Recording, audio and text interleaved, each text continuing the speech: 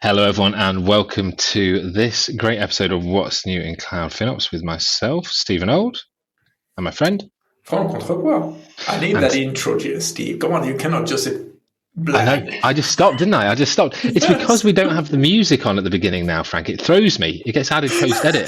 Pavlov. Yeah, I was just there thinking, do I speak?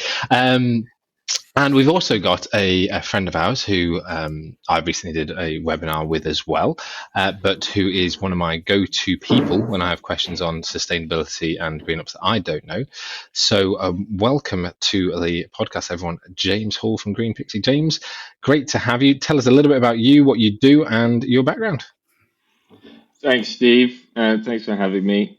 Big fan of the podcast, so it's nice to finally be on this side. But You get a shiny sticker now.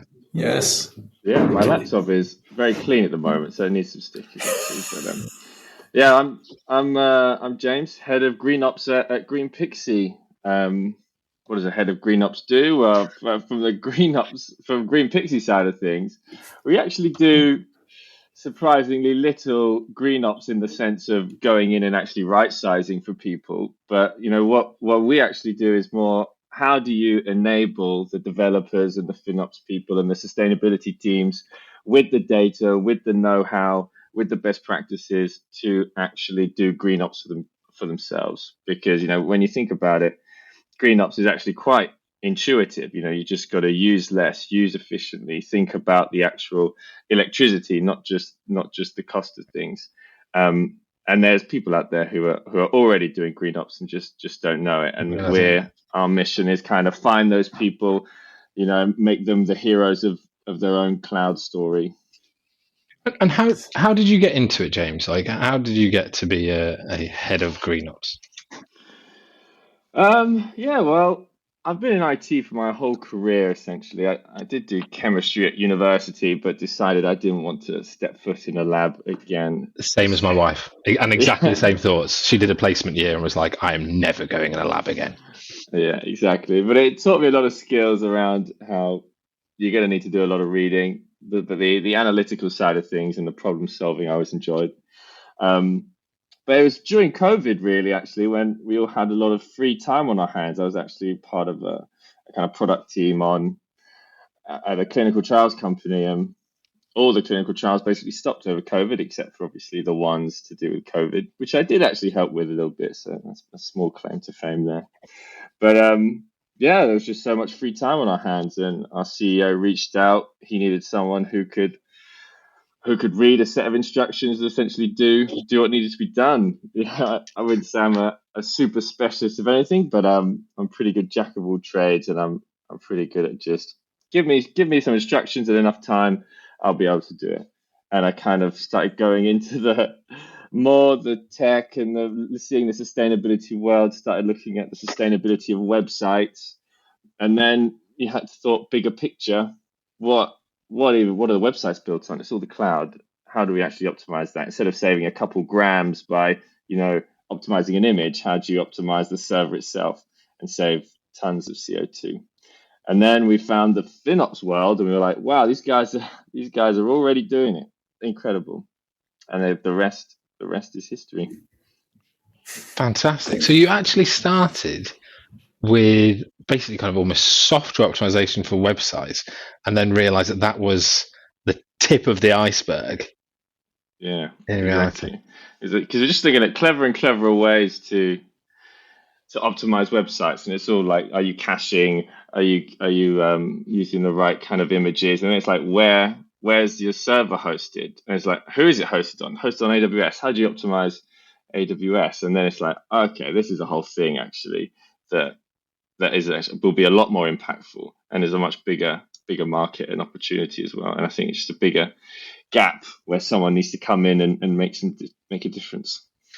So how quick was the pivot from realizing that it was cloud to understanding there was a thing called FinOps that was largely complementary? Was it something you found quickly? Because we often find people don't even realize FinOps exists still, right? So I'm interested in your perception. It was a couple of months, I seem to remember. It was a few years ago now, but it was a lot of trying to sell this idea to heads of sustainability and then they'd bring their cloud teams on, and then they would be talking a language we didn't really understand, coming from a more sustainability side of things. We'd be like, why don't you just move it to Switzerland? And they'd be like, are you joking? We obviously can't do we obviously can't do that. And it's like, right, okay, well, I need to re-educate myself on really what it is I'm trying to do here. And it's through that, and also through, like, when you on LinkedIn looking at people who are already doing this, you can see the likes of Mark Butcher, and then you kind of naturally fall into, all right, they're all part of this FinOps Foundation. Who are they? What is FinOps? And then you go on the website and you're like, optimizing cloud. And you think, wow, perfect. They've done the hard bit. We just need to tell that sustainability story.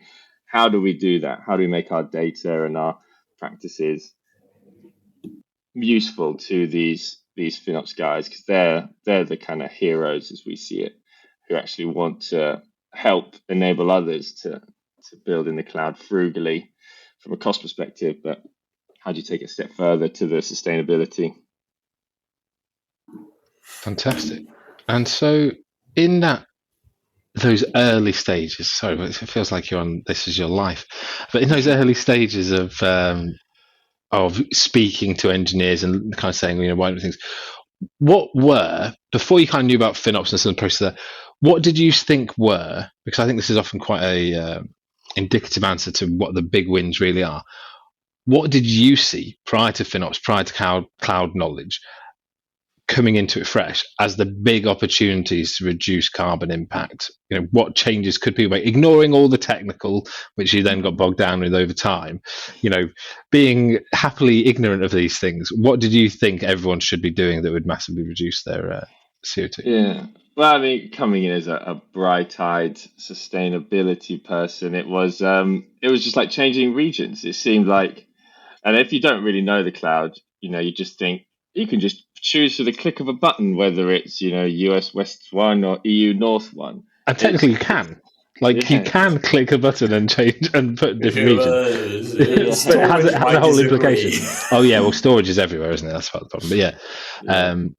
Because it seems like you can go from 300 grams per kilowatt hour to 2. With what seemed like effortlessness. But then also, not only is it effort for the most part, but also there are implications around, you can't just move everyone to Sweden. When you think of a global scale and the climate crisis and the energy crisis, because it's not just about grams of CO2, there's not enough energy in the world, there's not enough water in the world. You've got to think a bit more holistically around, okay, reducing CO2 is one thing, but arguably that's you can reduce CO2 with a bit of creative accounting, a couple renewable energy certificates here, some offsets here, a different way to calculate it. But ultimately, it's like, what is your resource consumption? I think is kind of what we started moving towards: the electricity, the water, the hours of raw compute, regardless of the location. Yeah, you're bringing, and I'm just slightly on tangent on the water thing, because I'm interested. So I understand the use of water for cooling down. But is that water, so my guess is water comes in, fresh water comes in, slightly warmer water comes out. Still water, still fine, still happy. Is there something that happens in the middle that means that water is non-reusable or there is a waste of water? Yeah, so water does get evaporated or contaminated typically when it's going through, but they will put a lot back. So when you're looking at things like water usage effectiveness, they usually give like 3 numbers. It would be the amount you actually take out, the amount that disappears, and the amount you put back. And your water usage effectiveness is that kind of the amount you're actually taking. And then for data centers, it's that the water you're actually taking per kilowatt hour of energy you're consuming. So it's kind of a factor that you generate, kind of similar to power usage effectiveness, and how much power actually goes into the actual hardware. But yeah, people like AWS, they actually publish their water usage effectiveness, and Azure do it by region. So when you combine that with like a methodology like ours that helps create that energy data, you can actually start working out, okay, this is the actual water usage that's going into these things. And the hyperscalers, to be fair to them, have an excellent water use effectiveness. It is very small. They're very, very efficient. But they're just not that transparent around the other resources around the kilowatt hours. Like knowing the water use effectiveness is one thing, but if you don't know what the kilowatt hours are, it's kind of just a useless number because you don't know the scale of that water usage. Yeah, makes sense. And great question, Frank, and great answer. Going back to some of the things you were saying, let's just go back to ignoring the fact that this is something me and Frank are really into and do research on, etc. Why are some regions better than others? Why are not all regions equal in the world of GreenOps? It does come down to, I guess, what energy sources that country has invested in. So France have a particularly clean one. They've got a lot of nuclear, haven't they? A lot of nuclear. Yeah, it really is just how much of your energy comes from fossil fuels or not. And it's what the country itself generates, but also countries are procuring energy from other countries all the time. It's going through these enormous wires. So like England doesn't just use English energy. We'll bring some in from France. We'll sell some to France. But it really is, yeah, particularly in your area as well, because you have Scotland, loads of wind farms, super clean, but it's hard to get that wind farm energy down to the UK or down to Britain or England even. And so we typically have a heavier, a dirtier energy grid because we rely more on those fossil fuels. I remember a research that was showing, I think it was Mark Butcher potentially saying that Northern Ireland and London for energy quality were quite close and not great. Well, Scotland would be perfect, but so I thought Northern Ireland would be reasonably clean. But the other point is with the amount of quantity that is being consumed by the cloud vendors, you probably always need to import something. Yeah, absolutely. Yeah. It's like that concentration of people means you need to find quicker, dirtier ways, cheaper ways to get the energy to meet demand. And that's really like the problem with, say, renewable energy certificates is like you've gone and purchased some wind farm energy to make your report look lovely. But ultimately, the energy demand is only going up and the rate at which we're creating renewable energy is not keeping up with the amount of demand that's increasing. As we build a new data center, maybe they invest in some renewable energy, but it won't be enough to completely cover that data center. So somewhere in the chain of either buying it from this country or whatever, someone's going to need to do more fossil fuels to ultimately support that increasing data center, increasing population, which is why I don't always like using just the carbon numbers.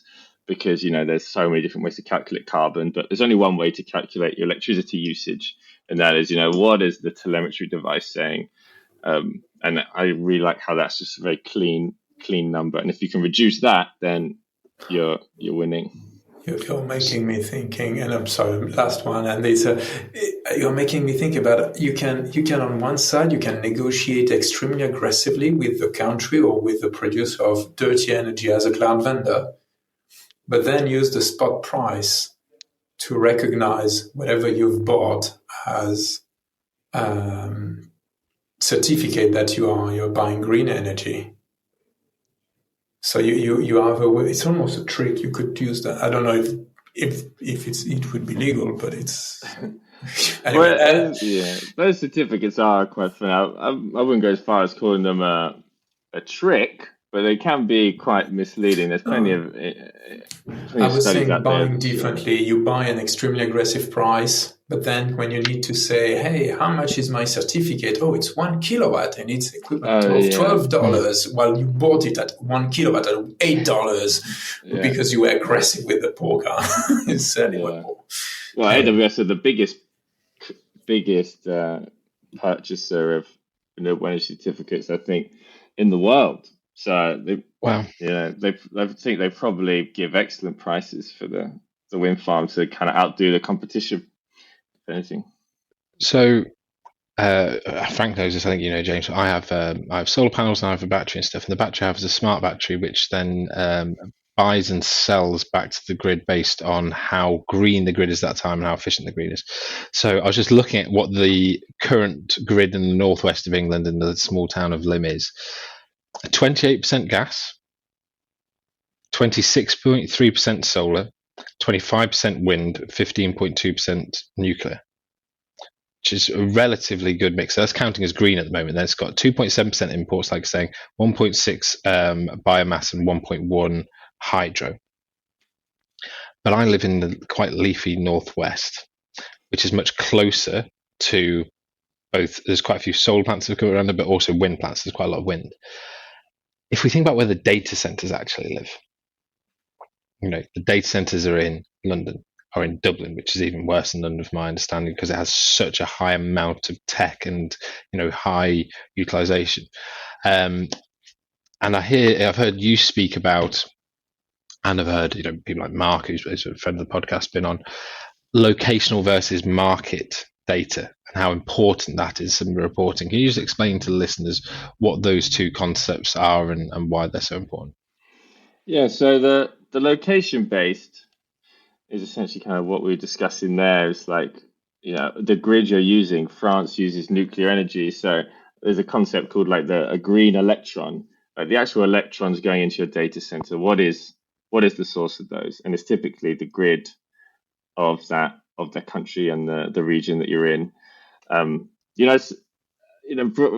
someone's house or something, probably solar panels could do quite a lot of that. But for something like a data center, it'll typically be the grid. They may have solar panels and things like that, which they typically do to help. But the location based is, where are the electrons coming from that go into your data center?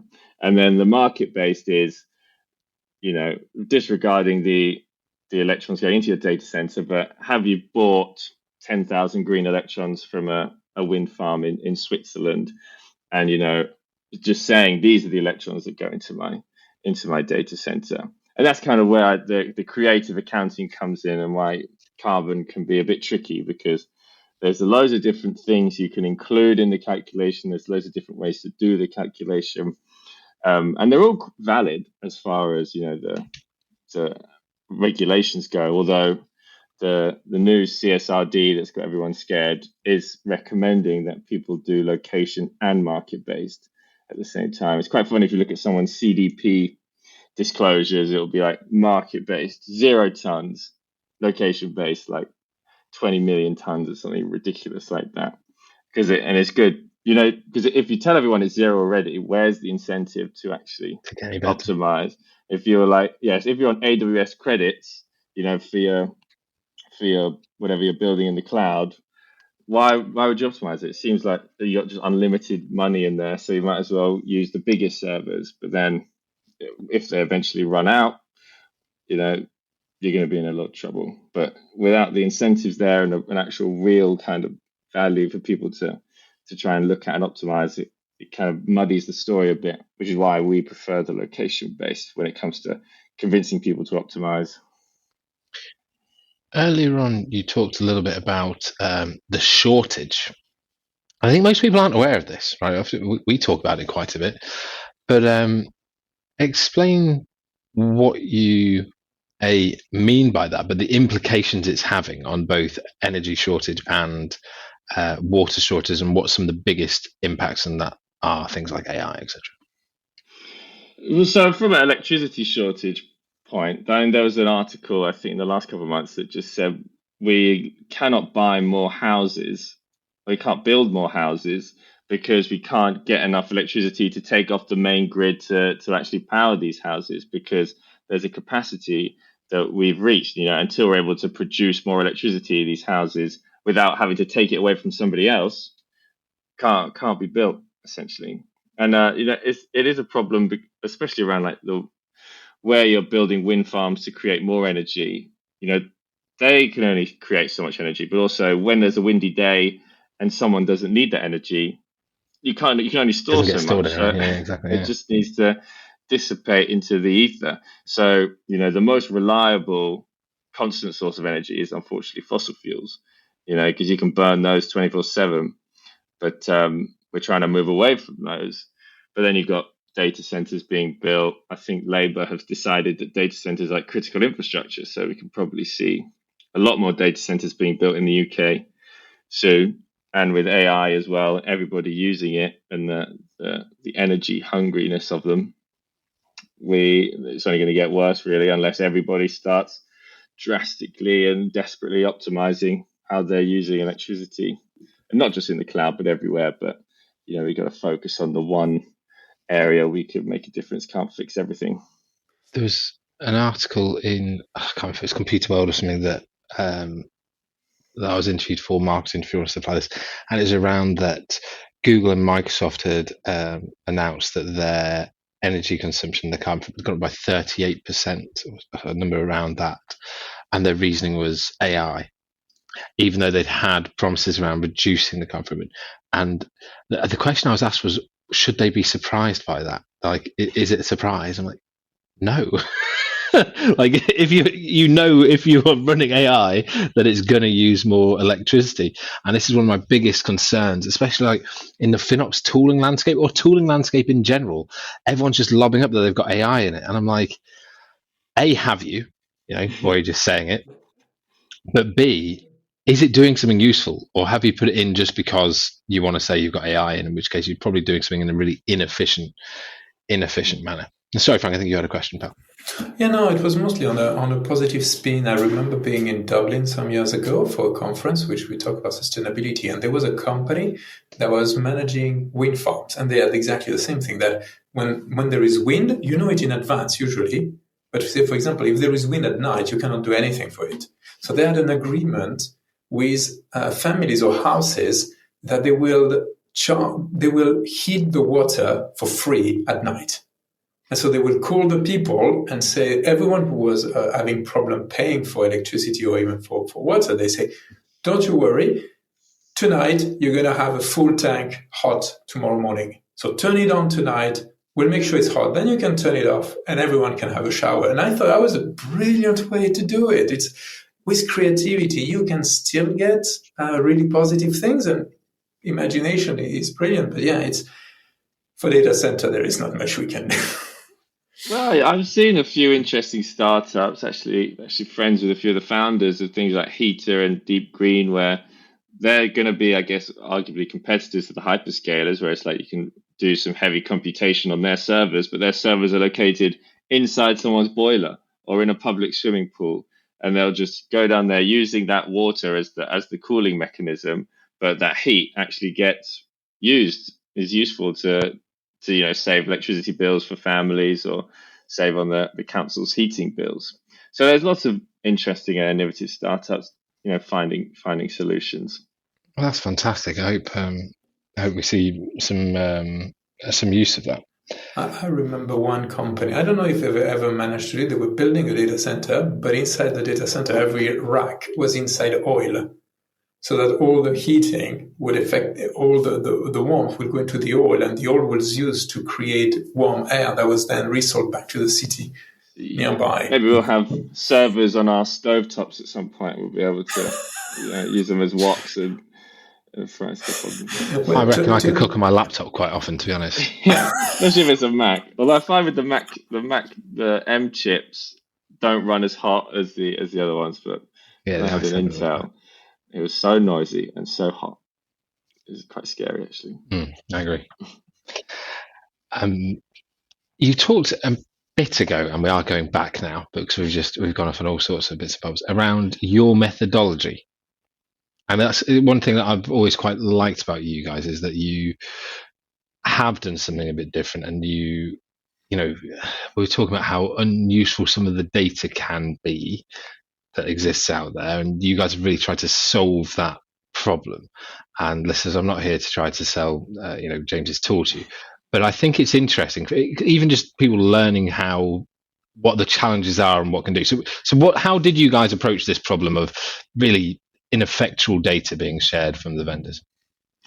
Well, luckily they were kind of standing on the shoulders of some giants who had kind of begun looking at this problem. There's actually quite a lot of research out there, a few different open source tools that did help a lot of people get started, like the Etsy Cloud Jewels, who kind of, they seemed to plant the seed, and then Cloud Carbon Footprint took it a little bit further.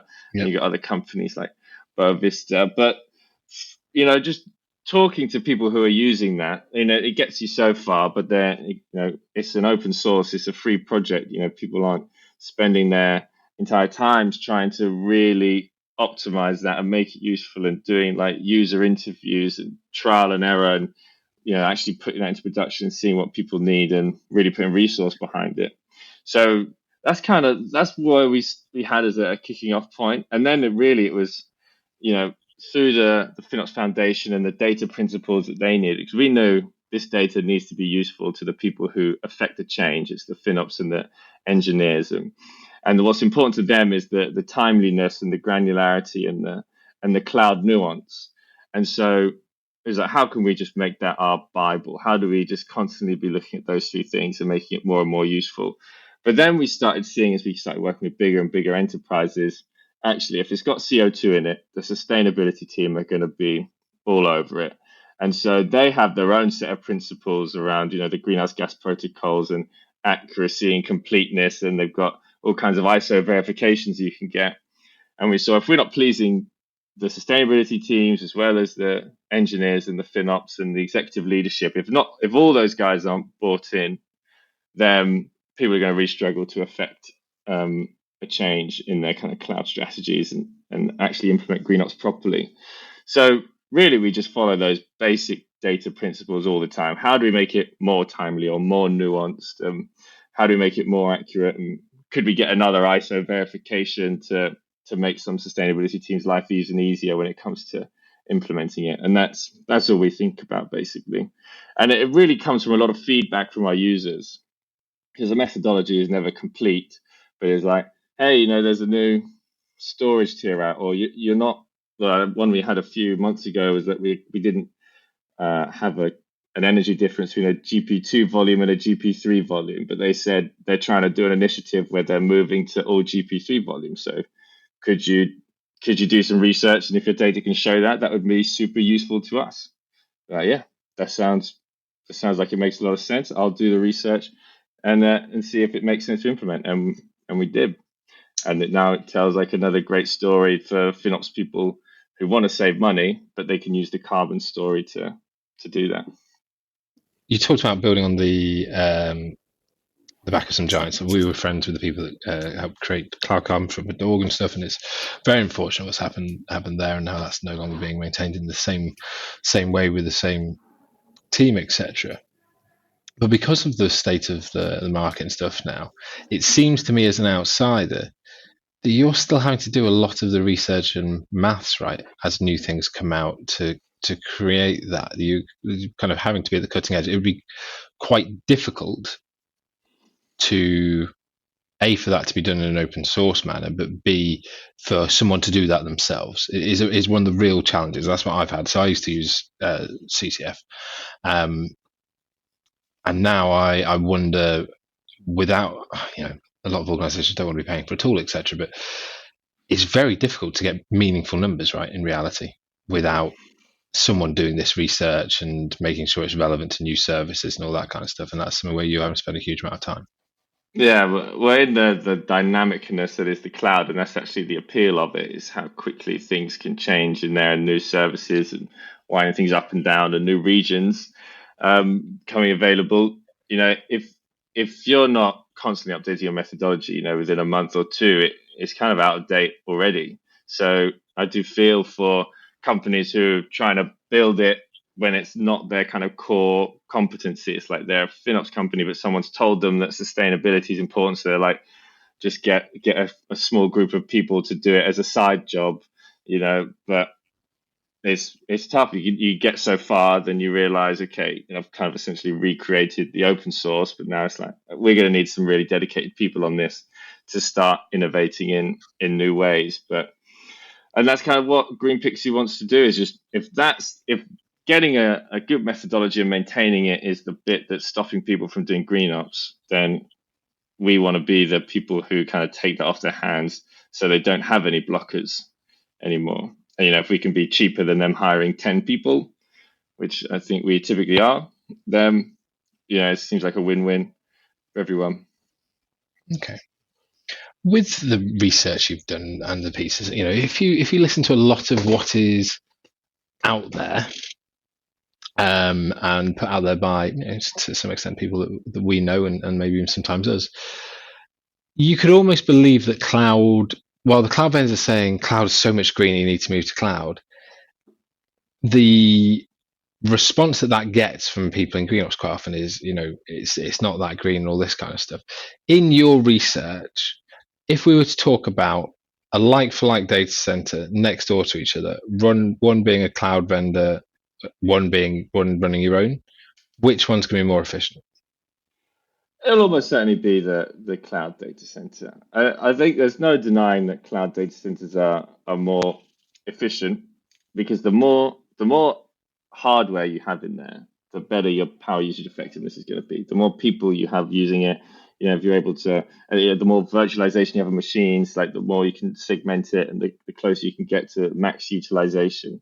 And they'll, on average, have better max app utilization than on-premise data centers. So they are more efficient, but it's just hard to believe that they're 99.99% more efficient. If they just told people we are 50% more efficient, and maybe use the energy metrics, then I think people would respond a lot better to those stories. But if someone is selling you something that seems too good to be true, like just completely remove all emissions by moving to AWS, people just tend to be a lot more, scrutinizing or suspicious of it, should I say, cynical.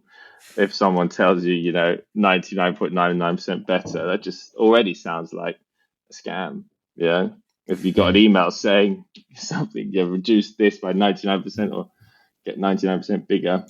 Well, as you say, if there is no standard measurements and data provided freely, it's going to be very hard to justify if it's just numbers that are coming out without a context. That's definitely going to make it suspicious, at least to me, but I'm cynical by design almost for this kind of stuff. So people marking their own homework, of course they're going to give themselves an A star. Everybody's cynical these days. So people want the realism. They want, almost the pessimist to come in and be like, these are the more realistic numbers. There is the fact that each cloud vendor, so I come from infrastructure management at scale, and one of the things is you try never to turn stuff off because it's going to break when you turn it back on. It never breaks while it runs, and so the point is that almost for a defaulted perspective, cloud vendors do not have an incentive to turn things off, even when you stop using VMs. Because I think that's the disconnection that I can feel is, yes, you work less to pay less, but then you don't know if the server is stopped. Is the real consumption going down or not? And it's an interesting topic, because there's something called like consequential versus attributional carbon. And consequential would be, you've stopped using the VM. Does it actually get turned off? Probably not. But as a user, that is not something you can really affect. So when you start taking the attributional model, it's like you are no longer responsible for that server, so you should be able to say, that's not part of your carbon anymore. But then if we take that to like the extreme though, say I stop using a server, they won't turn it off. But then if we convince 100 million people to do that, they will start turning them off, So it's like, at what point, how many people need to turn that off before they actually turn it off? And how do you convince 100 million people to turn it off? I think it's using the attributional model, where it's like, you need to reduce your hours, and this is the kind of carbon savings you can get from that. And eventually, if you tell that story to enough people, then you could start actually making the consequential impact to carbon, where if there's less demand for cloud services, then there'll be less electricity. But how do you reduce that demand? It's talking to individual developers around how they build and build efficiently, and then how do you make data that's useful to them? Because if there was no change when they turn something off, then no one would do anything.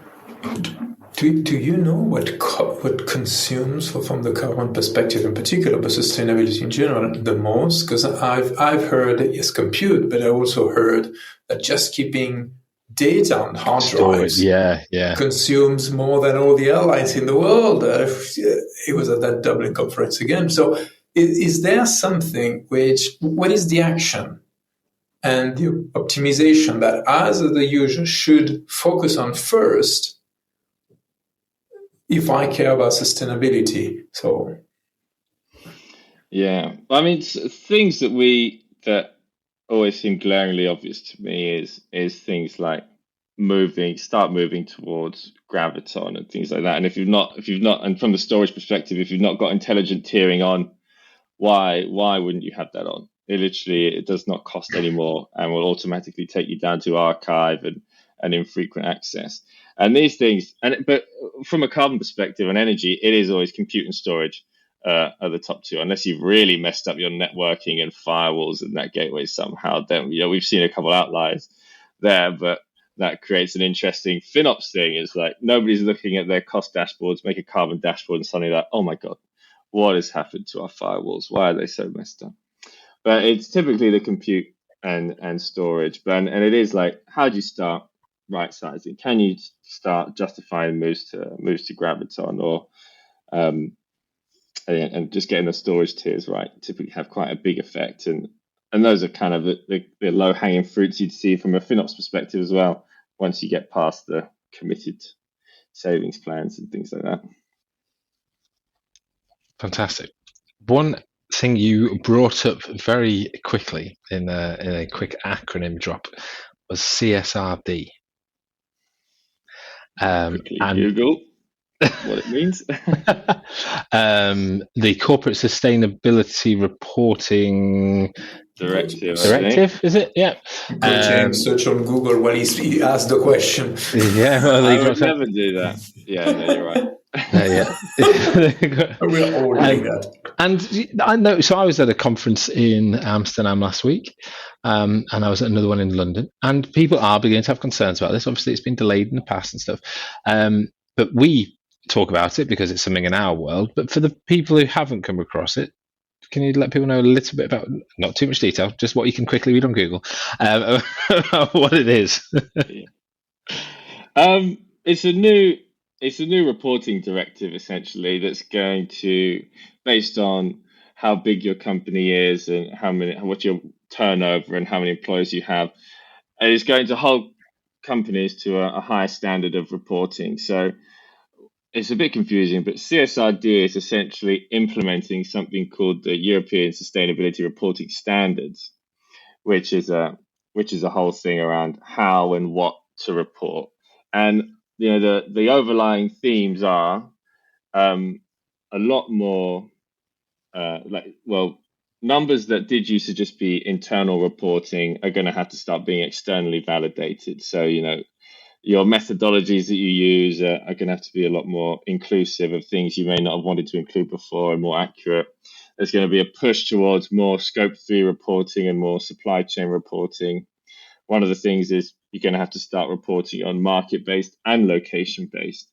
And what CSRD is doing is ultimately kind of rolling it out to different size companies, starting with the largest based in the EU, things like 500 million turnover or something, and slowly getting to the smaller companies. But as soon as things start affecting large companies, it's going to have a knock-on effect to the smaller ones anyway. Because if you're in a large company supply chain and they need to report on their supply chain, you better make sure your reporting is up to scratch. Otherwise, they may go and find a different supplier whose reporting is up to scratch. So basically, it's just a kind of ticking time bomb for a lot of people to get their reporting a lot better. Is that just a EU? It's phased, though, isn't it? It is phased as to who and what. And is that EU specific? The CSRD is an EU directive, but you could be based in the US, but if you've got a large part of your company in the EU, which many global corporations do, then if that department needs to report on this, then it'll probably knock on to all your other departments. And if you're in the US company, or if you're in the EU, but you've got a US company in your supply chain, you can expect this regulation to have a knock-on effect. Fantastic. Thank you very much. Yeah, it's going to be an interesting one. It was delayed, wasn't it? Or some of the phases of it were delayed. Doesn't look like it's going to be delayed again as it currently stands, but we shall see. It's really the big organisations that some organisations already have to report. They are going to adapt to the new standards That's the first stage.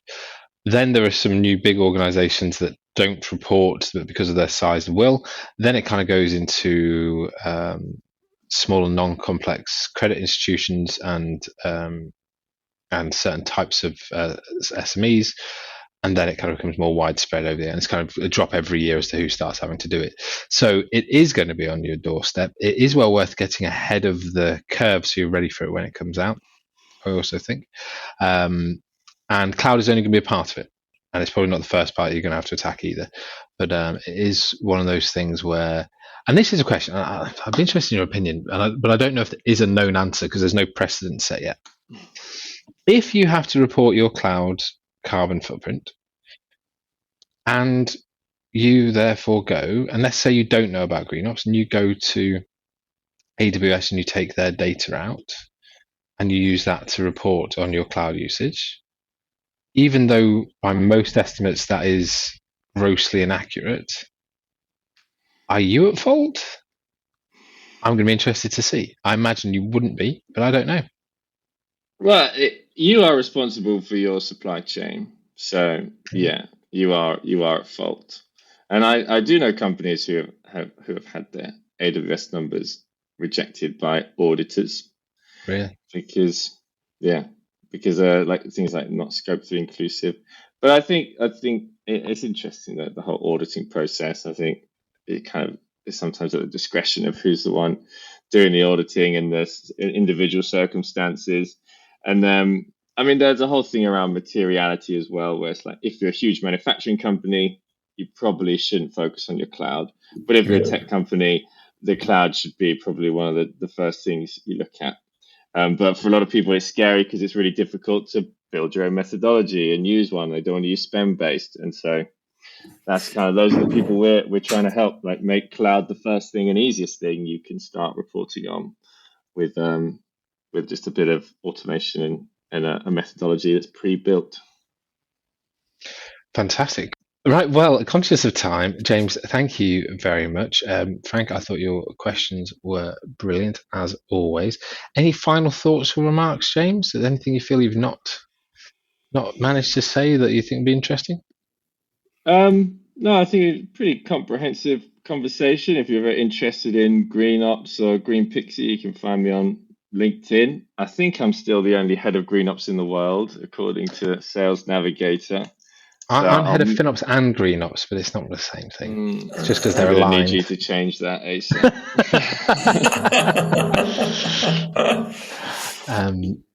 Well, perfect. Thanks very much. And I think one final thoughts I'll drop out there because it's something you've been working on. I've been working on a few people on. There is no central FinOps, like FinOps Foundation comparative. There is no central GreenOps thing at the moment. So it is a group of people who are passionate about it, talking about it. If you are wanting to get involved, if there's something you are passionate about, reach out to James, reach out to me, reach out to Mark Butcher. The more of us we can find that are involved in this, Frank as well, that we can work together to start helping create these conversations, this make it easier for people to have better conversations in their organization to drive better sustainability, then that's all a win. And on that final thought, I'd like to say thank you to everyone for being on it, and thank you for everyone for listening, and bye for now. Bye. Thank you. See ya.